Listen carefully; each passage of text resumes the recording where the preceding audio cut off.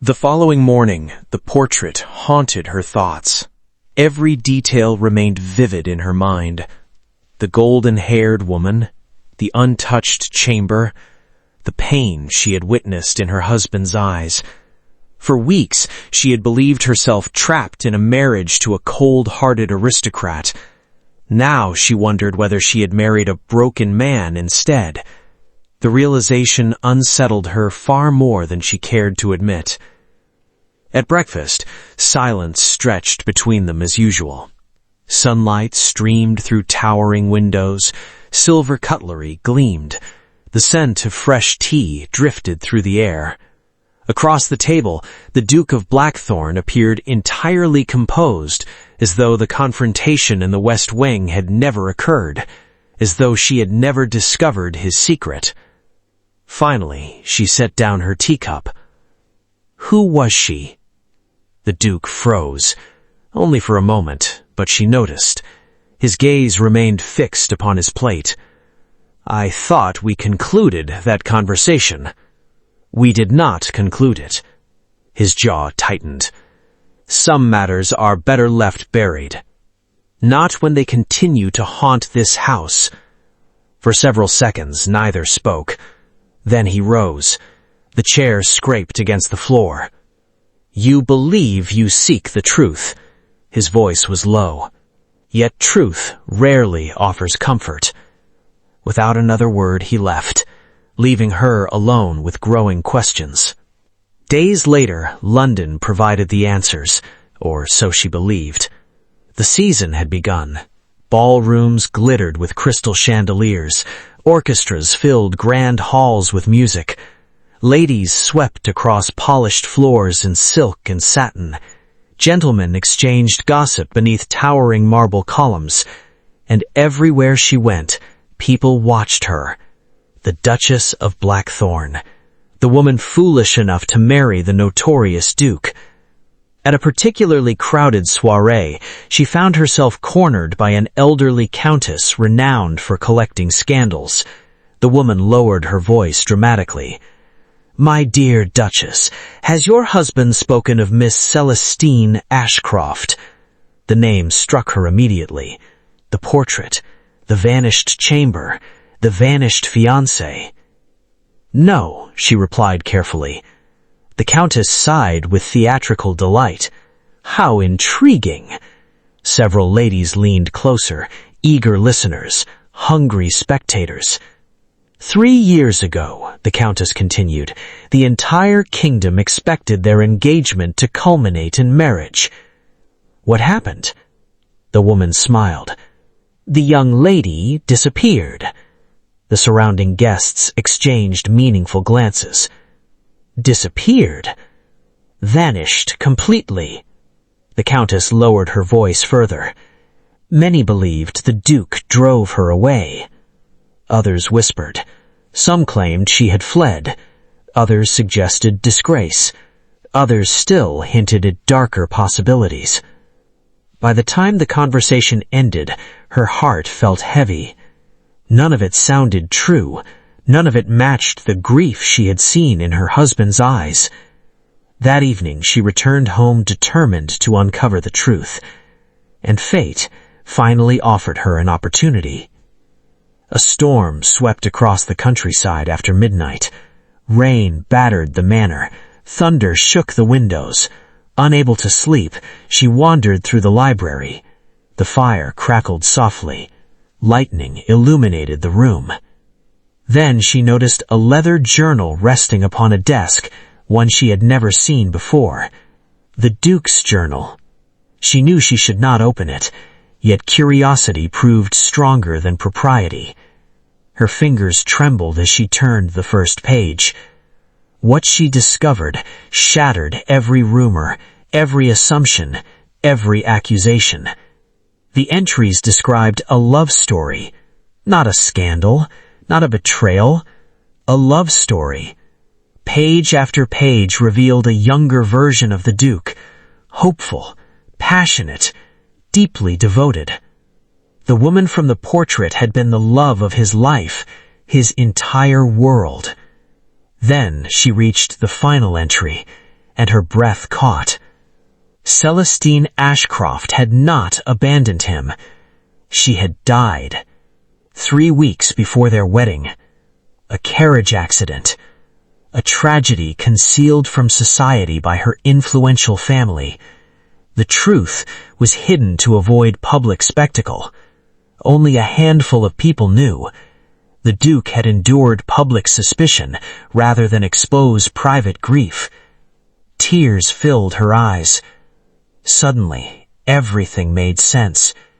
The empty chamber, the loneliness, the distance, the sorrow. Her husband was not cruel. He was mourning, even after all these years. A floorboard creaked behind her. She turned. The Duke stood in the doorway, rain-soaked, silent, his expression unreadable. The journal slipped from her hands. "I know." The words escaped before she could stop them. For a moment, neither moved. Then she saw it. Not anger, not irritation. Exhaustion. Pure exhaustion. "I never wished you to learn that way." His voice sounded rough, almost fragile. She stepped toward him. "You loved her." A bitter smile touched his lips. "More than I believed possible." The confession lingered between them. Raw, painful, honest. "Why did you never tell anyone?" His gaze drifted toward the fire. "Because every person who asked wanted gossip." Silence filled the room. The truth belonged to her. Something inside her heart softened completely. For the first time, she truly saw him.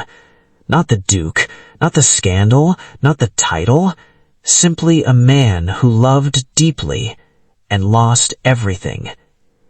The following weeks changed them both. Gradually, barriers began to fall. Conversations grew longer. Silences became comfortable rather than cold. They walked together through the gardens, shared stories over dinner, spent evenings beside the fire discussing books and politics. The manor itself seemed transformed. Brighter, warmer, more alive. One afternoon, they wandered through the rose gardens behind the manor. Summer blossoms surrounded them.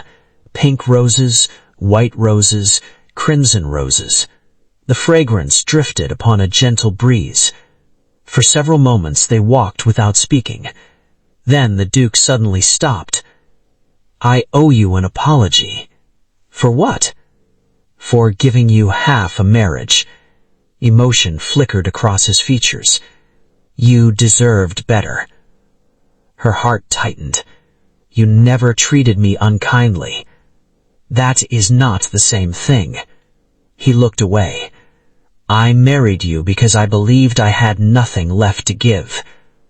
The admission struck her deeply, yet before she could answer, a servant appeared, breathless, alarmed. "Your Grace." The man bowed hurriedly. "A gentleman has arrived." The Duke frowned. "Who?" The servant hesitated. "Lord Harrington." The name instantly darkened the Duke's expression.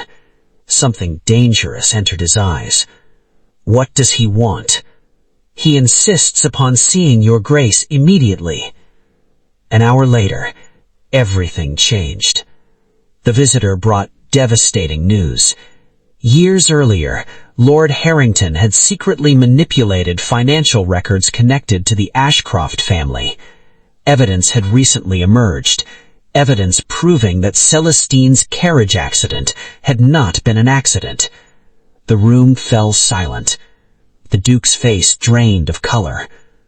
"What are you saying?" Lord Harrington swallowed hard. "The carriage was sabotaged." Shock swept through the library. The Duke stared at him, unable to speak, unable to move. Years of grief suddenly collided with a terrible possibility. Murder. The investigation that followed shook society. Scandal exploded across London. Newspapers carried shocking revelations. Aristocratic families scrambled to protect reputations. Whispers filled every ballroom, every manor, every drawing room. At the center of it all stood the Duke of Blackthorne. No longer a villain, no longer a suspect, a victim. At last, the truth emerged. The Duke's name was cleared completely. Public opinion shifted almost overnight, but none of it mattered to him, not nearly as much as one realization. The woman beside him had remained loyal throughout everything. She had believed him, even when the world had not. One evening, months later, they stood together on a terrace overlooking the gardens. The sunset painted the sky with gold and crimson. Roses swayed gently below. Warm summer air surrounded them.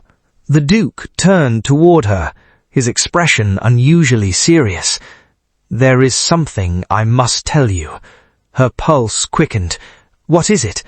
For several moments he simply looked at her, as though searching for courage, as though facing the most difficult confession of his life. Then he spoke. "When our marriage began, I believed my heart belonged to the past." Emotion tightened his voice.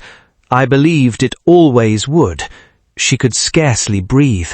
But somewhere between our conversations and our arguments, a faint smile appeared.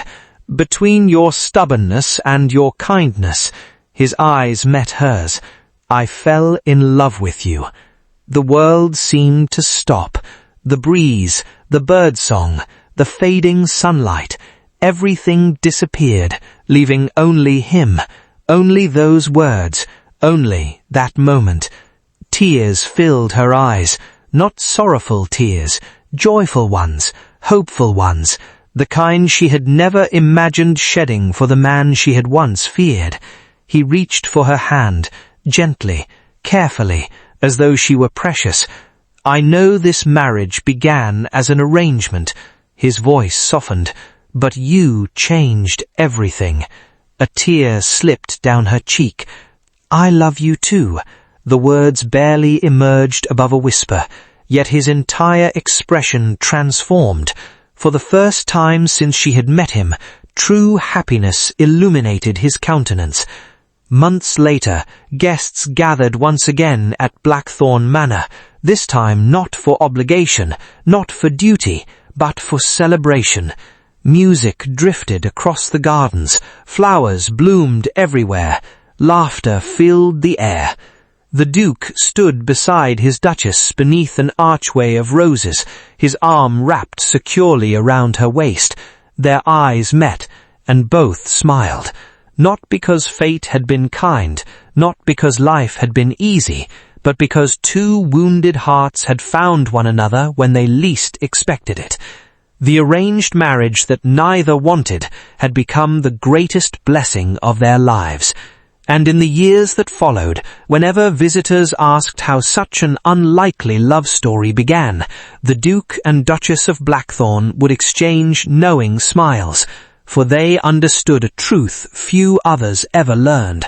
Sometimes the most extraordinary romances begin not with love at first sight, but with two strangers bound by circumstance, who slowly discover that the very thing they never wanted becomes the one thing they cannot imagine living without. And so, the notorious Duke finally lost his scandal, but gained something far more valuable, a love story worthy of legend.